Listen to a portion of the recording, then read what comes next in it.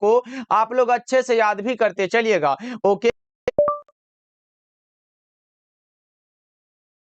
चलिए फिर क्लास को स्टार्ट करते हैं। आप लोग भी हमारे साथ आंसर को चैट सेक्शन में लगाते चलिएगा। और पहला नंबर सवाल आपके सामने है। देखिए, पहला नंबर सवाल पूछा जा रहा है, जब नर और मादा गैमीट में युग्मन होता है तब यह क्या कहलाता है? तो बच्चों, हमने बताया है, जब male gamete and female gamete दोनों भाग ले रहा हो तो वो हमारा लैंगिक जनन होता है। Correct answer option number B हो जाएगा, याद रखिएगा आप लोग। चलो आगे बढ़ते हैं। दूसरा नंबर सवाल देखिए, पूछा जा रहा है, जब संतति की उत्पत्ति एकल जनक यानी कि सिंगल पेरेंट के द्वारा होती है तो वो हमारा जो विधि है वो अलैंगिक जनन कहलाती है। बच्चों, सही जवाब ऑप्शन नंबर बी हो जाएगा। चलो जी आगे बढ़ते हैं। ये रहा आपके सामने तीसरा नंबर सवाल। सारे प्रश्नों का आंसर को लगाते चलो, लास्ट में पूछेंगे सही कितना कर पाते हो। देखिए, तीसरा नंबर सवाल पूछा जा रहा है, एक पुंजक यानी कि क्लोन के संबंध में निम्नलिखित में कौन सा सही है? तो आपको पता होना चाहिए, क्लोन जो होता है वो आकारिकीय रूप से समान होता है और आनुवांशिक रूप से भी समान होता है। तो ए और बी दोनों correct answer option number C हो जाएगा। चलो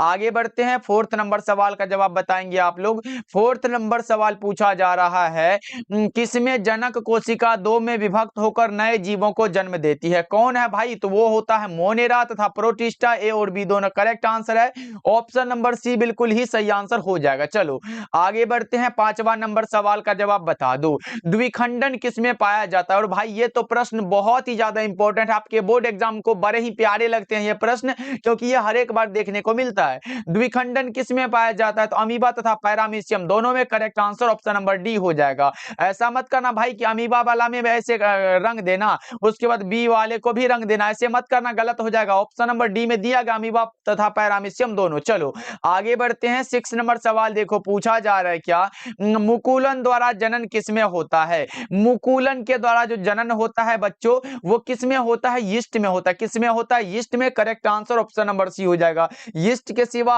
हाइड्रा भी दिया रह सकता है, तो बच्चों ये भी आप लोग याद रखोगे। चलो आगे बढ़ते हैं। अगला नंबर सवाल देखो, 7 नंबर सवाल पूछा जा रहा है, जेम्यूल्स किसमें बनते हैं? तो ये याद रखना, जेम्यूल्स बनते हैं स्पंज में। किसमें बच्चा पार्टी? स्पंज में बनते हैं। Correct answer option number A हो जाएगा। चलो 8 नंबर सवाल का जवाब बता दो। 8 नंबर सवाल है, इनमें कौन पुष्पी पौधों के जनन में काम नहीं आता है? कौन सा होता है बच्चा पार्टी? वो कोनिडिया है जो कि पुष्पी पौधों के जनन में काम नहीं आता है। करेक्ट आंसर डी, काम याद रखिएगा। अगर बंगाल का आतंक पूछे तो वो कहा जाता है जलकुंभी को। क्या कहा जाता है बच्चों? वाटर हाइचिंथ को टेरर ऑफ बंगाल कहा जाता है। Correct answer option number B हो जाएगा। चलो आगे बढ़ते हैं। 10 नंबर सवाल देखो, इनमें कौन ठहरे हुए पानी में उगकर ऑक्सीजन को खींच लेता है? वो होता है जलकुंभी। कौन सा होता है सर? जलकुंभी। Correct answer option number A हो जाएगा। चलो आगे बढ़ते हैं। अगला नंबर सवाल का जवाब बताओगे। 11 नंबर सवाल है, ये रहा आपके सामने प्रश्न, तो जल्दी से बता दो, इनमें किस पौधे की पत्ती कटे किनारों के अपस्थानिक कलिकाएं उत्पन्न हो जाती है? बता दो, इनमें से किस पौधे की पत्ती के कटे किनारों से अपस्थानिक कलिकाएं उत्पन्न हो जाती है? तो वो हो जाता है bryophyllum. Correct answer option number D हो जाएगा। चलो जी आगे बढ़ते हैं। अगला नंबर सवाल का जवाब सारे बच्चे लगा दो। 12 नंबर सवाल है, इनमें कौन केवल एक बार अपने जीवन काल में पुष्प पैदा करता है? केवल एक बार, वो होता है बांस। Correct answer option number A होगा। और ये भी प्रश्न आपकी बार आपके एग्जाम में पूछा गया था बच्चों, इसलिए इसको जरूर याद रखोगे आप लोग। चलो आगे बढ़ते हैं। 13 नंबर सवाल का जवाब बता दो, निम्नांकित किसमें 12 वर्ष में एक बार पुष्प खिलते हैं? कौन है भाई 12 वर्ष में एक बार पुष्प खिलने वाले का नाम है नीला कुरंजी। क्या है बच्चों? नीला कुरंजी। Correct answer option number C हो जाएगा। बच्चों क्लास को आप लोग लाइक करते चलना, क्योंकि आज 100+ ऑब्जेक्टिव होगा भाई, जो कि सारा का सारा इंपॉर्टेंट क्वेश्चन होगा। चलो आगे बढ़ते हैं। 14 नंबर सवाल का जवाब बता दो, मध्य चक्र किसमें पाई जाती है? बता दो, मध्य चक्र में पूछा गया, जल्दी से बता दो। नन प्राइमेट स्तनधारियों में पाए जाने वाले चक्र को क्या कहते हैं सर? मध्य चक्र कहते हैं। जो कि हमारा गाय होता है, भेड़ होता है, बकरी होता है, कुत्ता होता है, यही सब तो होता है। Correct answer option number D होगा। ये सारे के सारे में मध्य चक्र यानी कि ओस्ट्रोसाइकिल पाया जाता है। चलो आगे बढ़ते हैं। 15 नंबर सवाल है कि ऋतुस्राव चक्र किसमें पाया जाता है? जल्दी से बता दो। एक था मेंस्ट्रुअल साइकिल और दूसरा होता है ओस्ट्रोसाइकिल। ओस्ट्रोसाइकिल की बात करें तो गाय, भैंस, कुत्ता, ये सब हमने बता दिया है, लेकिन यहाँ मेंस्ट्रुअल साइकिल पूछा गया। मनुष्य हुआ, बंदर हुआ, चिंपैंजी हुआ, इनमें से सभी correct answer option number D हो जाएगा। चलो आगे बढ़ते हैं। 16 नंबर सवाल पूछा जा रहा है, युग्मक जनन में क्या बनता है। देखो, युग्मक जनन में बनता है, नर युग्मक भी बनता है और मादा युग्मक भी बनता है, इसलिए हम कहेंगे कि सर नर और मादा दोनों युग्मक बनता है। Correct answer option number C हो जाएगा। चलो आगे बढ़ते हैं। अगला नंबर सवाल देखो, 17 नंबर सवाल है, एक लिंगिता की स्थिति को उल्लेखित करने के लिए किस शब्द का प्रयोग होता है। एक लिंगिता की स्थिति को उल्लेखित करने के लिए जिस शब्द का प्रयोग होता है उसका नाम कौन सा होता है, वो होता है एक लिंगाश्रयी। Correct answer option number C हो जाएगा जी। चलो आगे बढ़ते हैं। 18 नंबर सवाल देखो, द्विलिंगी प्राणियों के कौन कौन से उदाहरण होते हैं। द्विलिंगी प्राणियों के स्पंज हुआ, टेपवर्म हुआ, जोंक हुआ, ये सारे के सारे क्या है, करेक्ट आंसर डी लगा लो, ये सारे के सारे उभयलिंगी प्राणियों के उदाहरण है। चलो आगे बढ़ते हैं। 19 नंबर सवाल का जवाब बता दो, इनमें कौन उभयलिंगाश्रयी है।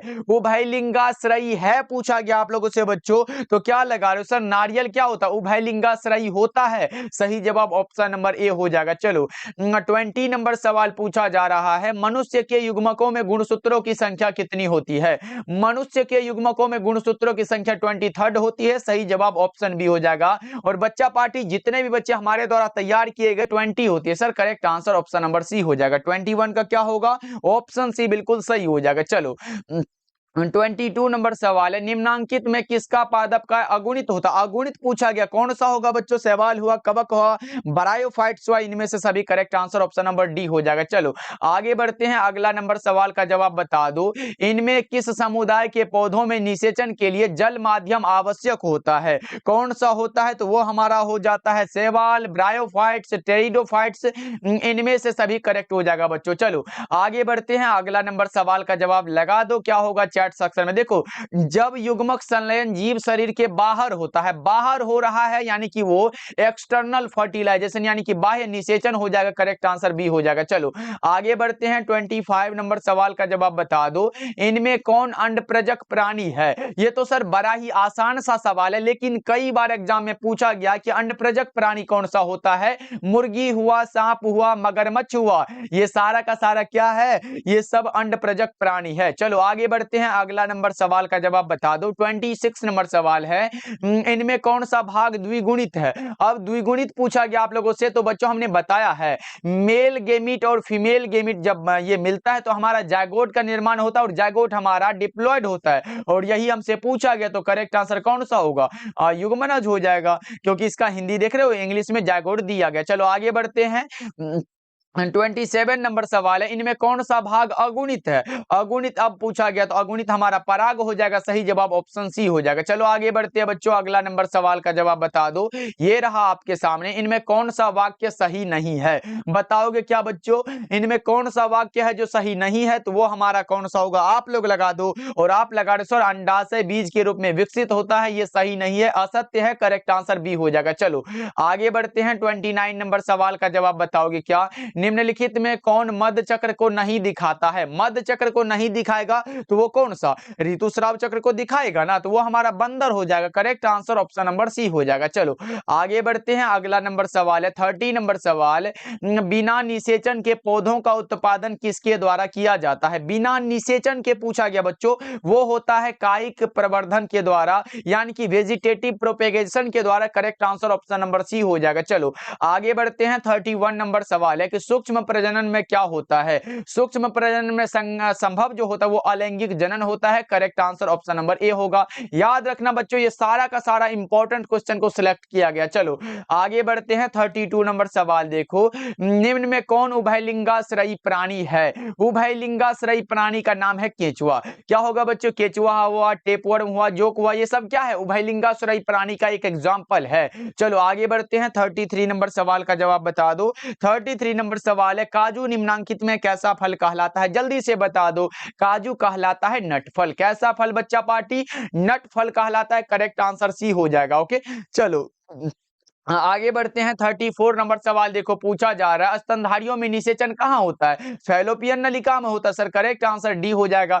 चलो नेक्स्ट नंबर सवाल की ओर बढ़ते हैं। बच्चा पार्टी जितने भी बच्चे भूल गए हो क्लास को लाइक करने के लिए जल्दी जल्दी से आप लोग क्लास को लाइक करते चलना। ओके चलो, क्योंकि आपका एक लाइक ही हमारा मोटिवेशन बनता है, हम आपके लिए अगला क्लास लेने के लिए तैयार रह जाते हैं। इसलिए बच्चों सारे बच्चे क्लास को लाइक करते रहना। चलो आगे बढ़ते हैं 35 नंबर सवाल है भ्रूणपोष में कितने क्रोमोजोम होते हैं? भ्रूणपोष में क्रोमोजोम की संख्या वो होता है 3, यानी कि ये ट्रिप्लॉइड होता है। चलो आगे बढ़ते हैं 36 नंबर सवाल का जवाब बताओ दो। बीजांड के वृत्त को क्या कहते हैं? सर बीजांड के वृत्त को फ्यूनिकल कहते हैं। करेक्ट आंसर ए लगा दो ना।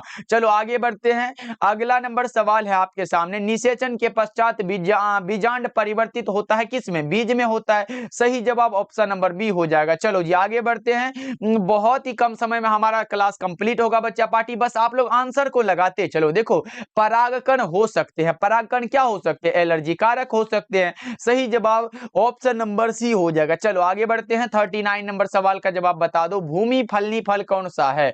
भूमि फलनी फल मूंगफली होता है सर। सही जवाब क्या होगा? Option number B right answer हो जाएगा। चलो नेक्स्ट नंबर सवाल को देखते हैं। 40 नंबर सवाल है परागकण मुख्यतः क्या हो सकता है? परागकण होता है नर युग्मक। कौन सा होता है बच्चों? नर युग्मक। Correct answer option number C हो जाएगा।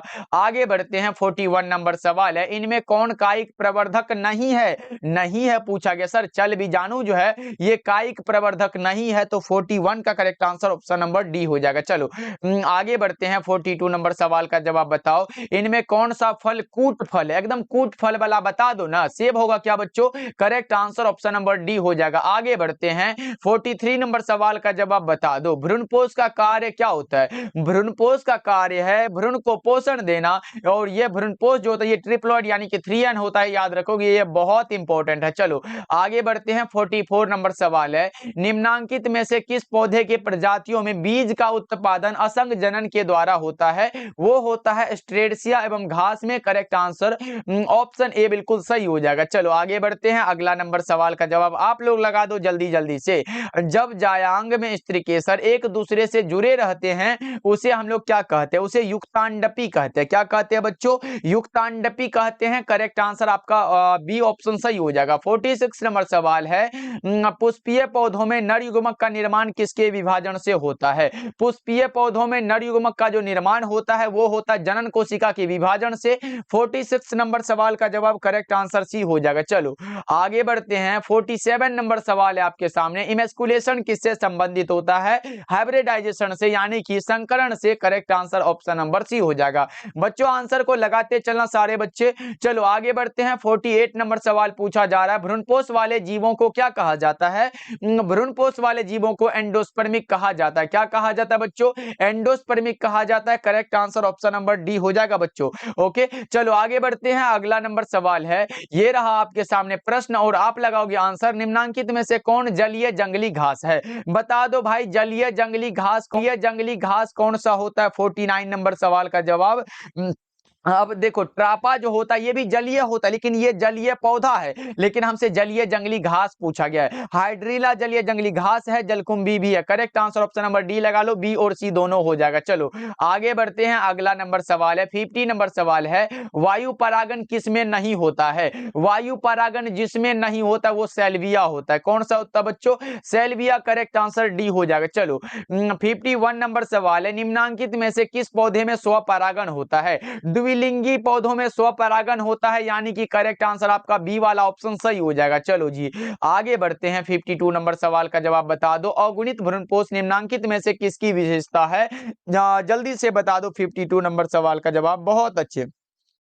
ओके करेक्ट आंसर बी हो जाएगा, अनावृत बीजी हो जाएगा बच्चों। आगे बढ़ते हैं 53 नंबर सवाल का जवाब जल्दी से बता दो। भ्रूणपोष क्या होता है? हमने बताया है बच्चों भ्रूणपोष हमारा 3n यानी कि ट्रिप्लॉइड होता है।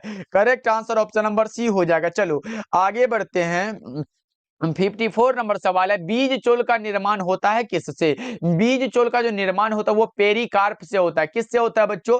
पेरिकार्प से होता है, यानी कि 54 का करेक्ट आंसर ए लगा रहे हो, पेरिकार्प हो जाएगा बच्चों। चलो आगे बढ़ते हैं, अगला नंबर सवाल है, बता दो। अगला नंबर सवाल है, निम्न में से किस पादप में बीज तो बनता है लेकिन पुष्प नहीं बनता, वो चीर होता है? Correct answer option number D हो जाएगा। चलो आगे बढ़ते हैं, अगला नंबर सवाल है, 56 नंबर सवाल है, वायु परागण सामान्यतः पाया जाता है किसमें? वायु परागण घास में हुआ, मक्का में हुआ, गेहूं में, यानी कि घासों में। Correct answer option number B हो जाएगा। चलो आगे बढ़ते हैं बच्चों, अगला नंबर सवाल देखो, 57 नंबर सवाल है, निम्न में से किसमें जल द्वारा परागण होता है? जल के द्वारा परागण होने वाला कौन सा होगा सर? जल्दी से बता दो 57 नंबर सवाल का जवाब। और आपका आंसर आ रहा है सर हाइड्रीला हो जाएगा। Correct answer option number C हो जाएगा।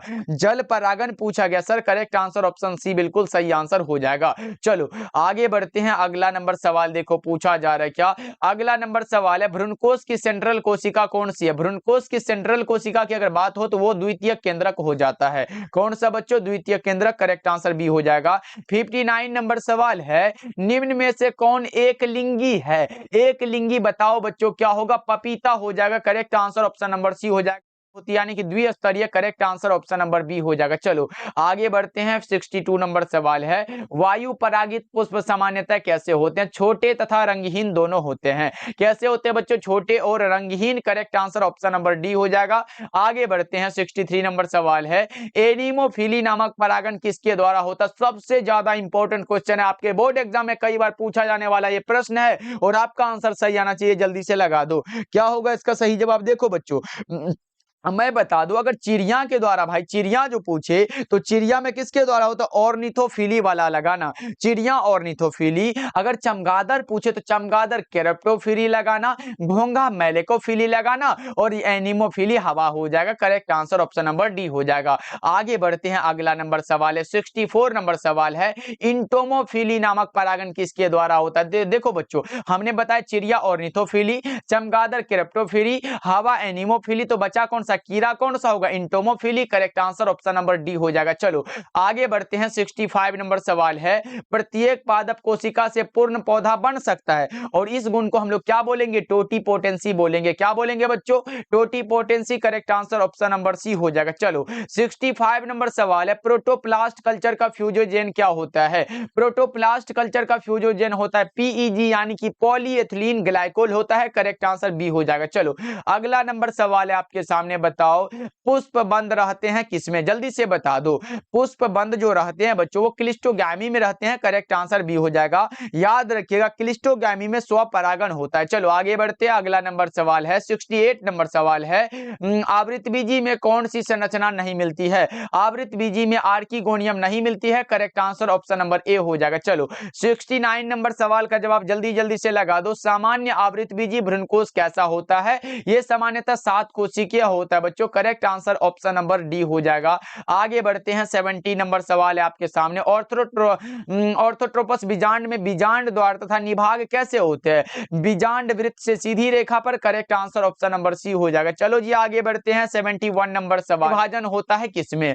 बीजांड में अर्धसूत्री विभाजन जो होता है बच्चों वो किसमें होता है? ये बता दो आप लोग। तो ये होता है गुरु बीजाणु मातृ कोशिका में। सही जवाब ऑप्शन नंबर बी हो जाएगा। चलो आगे बढ़ते हैं, 72 नंबर सवाल है, किसने सिद्ध किया कि कोशिका टोटीपोटेंट होती है? निम्नलिखित में कौन है जिसने सिद्ध किया कि कोशिका टोटीपोटेंट होती है? यह सिद्ध किए हैं स्टीवार्ड साहब ने। Correct answer option number D हो जाएगा। चलो 73 नंबर सवाल है, भारतीय आवृतबीजी भ्रूण विज्ञान के जनक कौन है? उसका नाम है पंचानन महेश्वरी। क्या नाम है बच्चों? P Maheshwari. Correct answer option number D हो जाएगा। 74 नंबर सवाल है, पॉली एम्ब्रियोनी पाई जाती है किसमें?